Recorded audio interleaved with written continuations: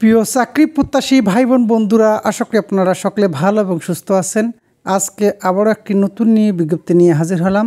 দুস্থ স্বাস্থ্য কেন্দ্র ডিএসকে জাতীয় পর্যায়ের একটি বেসরকারি উন্নয়ন সংস্থাটি দুইটি ক্যাটাগরিতে নতুন একটি বিজ্ঞপ্তি প্রকাশ করেছে। আগ্রহী প্রার্থীগণ কীভাবে আবেদন করবেন, কি কি ডকুমেন্টস লাগবে, আবেদনের শেষ তারিখ, সব কিছুই এই ভিডিওর মাধ্যমে দেখানোর চেষ্টা করব। দয়া করে ভিডিওটি প্রথম থেকে শেষ পর্যন্ত ধৈর্য ধরে দেখবেন। কর্মী নং 1 পদের নাম সহকারী পরিচালক হিসাব, কর্মী স্তর 5, পদ সংখ্যা 1টি, শিক্ষাগত যোগ্যতা হিসাব বিজ্ঞান বিভাগে স্নাতকোত্তর বা সিএ বা সিসি পাশ করা প্রার্থীদের অগ্রাধিকার দেওয়া হবে ও বয়সসীমা কমপক্ষে 40 থেকে সর্বোচ্চ 45 বছরের মধ্যে হতে হবে। অভিজ্ঞতা: ক্ষুদ্র ঋণ কার্যক্রমে হিসাব সংরক্ষণ কাজে 5 বছর কাজ করার অভিজ্ঞতা থাকতে হবে। কম্পিউটার অ্যাকাউন্টিং সফটওয়্যার ব্যবহারে দক্ষ থাকতে হবে। প্রাপ্তি: পরিশোধ, আয় ব্যয় বিবরণী, ব্যালেন্স শিট, ব্যাংক মিলকরণ বিবরণী, বিভিন্ন ধরনের আর্থিক লেনদেন ও ভাউচার যাচাইকরণ, ভ্যাট ও ট্যাক্স, নগদ, ব্যাংক ও স্থায়ী সম্পদ ব্যবস্থাপনা প্রতিবেদন তৈরি ও পাওয়ার পয়েন্ট প্রতিবেদন উপস্থাপন সম্পর্কে অভিজ্ঞতা থাকতে হবে।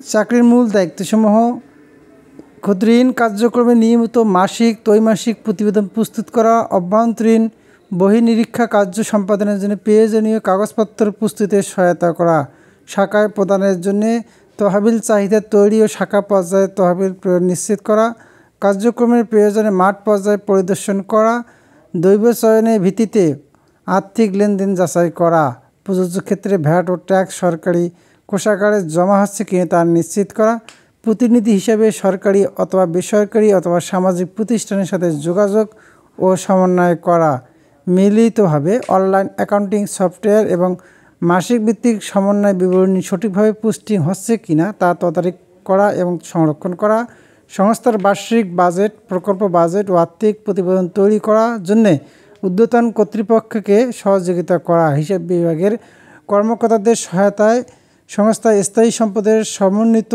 রেজিস্টার তৈরি ও ধারাবাহিকভাবে হালনাগাদ রাখার উদ্যোগ গ্রহণ করা। বেতন ও অন্যান্য সুযোগ সুবিধাসমূহ: মাসিক বেতন সর্বসাকুল্যে ৬৬,১২৫ টাকা। এছাড়াও বাড়ি ভাড়া, চিকিৎসা ভাতা, যাতায়াত ভাতা, অন্যান্য ভাতা, বিশেষ ভাতা, মোবাইল ও ইন্টারনেট ভাতা, স্বাস্থ্যসেবা ভাতা, পিএফ এবং অতিরিক্ত যোগ্যতা সম্পন্ন প্রার্থীদের ক্ষেত্রে বেতন ভাতা আলোচনা সাপেক্ষে। চাকরির ধরন ফুল টাইম জব, কাজে এটি একটি স্থায়ী চাকরি। কর্মস্থল বাংলাদেশের যে কোনো স্থানে। কর্মী নং 2 পদের নাম finance admin and procurement officer, কর্মী স্তর 9, পদ সংখ্যা 1টি, শিক্ষাগত যোগ্যতা হিসাব বিজ্ঞান বিভাগে স্নাতকোত্তর ডিগ্রি পাস, বয়সসীমা কমপক্ষে 30 থেকে সর্বোচ্চ 40 বছরের মধ্যে হতে হবে। অভিজ্ঞতা: হিসাব রক্ষণ, ক্রয় কার্য, লজিস্টিক, আর্থিক ও অফিস ব্যবস্থাপনা 3 বছরের অভিজ্ঞতা থাকতে হবে।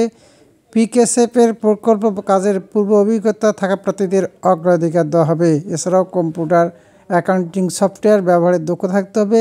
সরকারি নিয়ম অনুযায়ী ভ্যাট ও ট্যাক্স আইন সম্পর্কে ধারণা এবং ক্রয় নীতি অনুসরণে অর্থ ব্যয় ও নথি সংরক্ষণের দক্ষতা থাকতে হবে।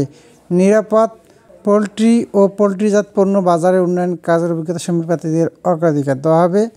মাঠ পর্যায়ে নিয়মিতভাবে কার্যক্রম তদারকি করতে হবে। অন্যান্য যোগ্যতা: বৈধ ড্রাইভিং লাইসেন্স সহ মোটরসাইকেল চালানোর সক্ষমতা থাকতে হবে। কম্পিউটার চালনা ও বাংলা ইংরেজিতে প্রতিবেদন প্রস্তুতি দক্ষতা থাকতে হবে। অধিক যোগ্যতা ও অভিজ্ঞতা সম্পন্ন প্রার্থীদের ক্ষেত্রে বয়স শিথিলযোগ্য। বেতন ভাতা ও অন্যান্য সুযোগ সুবিধাসমূহ: বেতন সর্বসাকুল্যে 42,700 টাকা। এছাড়াও যাতায়াত ভাতা, মোবাইল ভাতা, প্রকল্পের বাজেট অনুযায়ী উৎসব ভাতা প্রযোজ্য ক্ষেত্রে। চাকরির ধরন ফুল টাইম জব, কাজে এটি একটি স্থায়ী চাকরি। কর্মস্থল নেত্রকোনা, সুনামগঞ্জ। আবেদন পদ্ধতি: আগ্রহী প্রার্থীদেরকে 1 কপি ছবি, সনদপত্রের অনুলিপি সহ আগামী 4 সেপ্টেম্বর 2024 তারিখের মধ্যে মানব সম্পদ ও প্রশাসন বিভাগ, দুস্থ স্বাস্থ্যকেন্দ্র ডিএসকে বরাবর আবেদনপত্র নিম্ন ঠিকানায় পৌঁছাতে হবে। কোনো পরীক্ষায় তৃতীয় বিভাগ গ্রহণযোগ্য নয়, শুধুমাত্র বাছাইকৃত প্রার্থীদের পরীক্ষায় নেওয়া হবে। আবেদনপত্র পাঠানোর ঠিকানা: মানব সম্পদ ও প্রশাসন বিভাগ, দুস্থ স্বাস্থ্যকেন্দ্র ডিএসকে, বাড়ি নং 741, সড়ক 9, বায়তুল আমান হাউজিং সোসাইটি, আটবার, ঢাকা 1207, অথবা উল্লিখিত ইমেল অ্যাড্রেসের মাধ্যমে আবেদন প্রেরণ করতে পারবেন। তবে পদের নাম সুনির্দিষ্টভাবে উল্লেখ করতে হবে।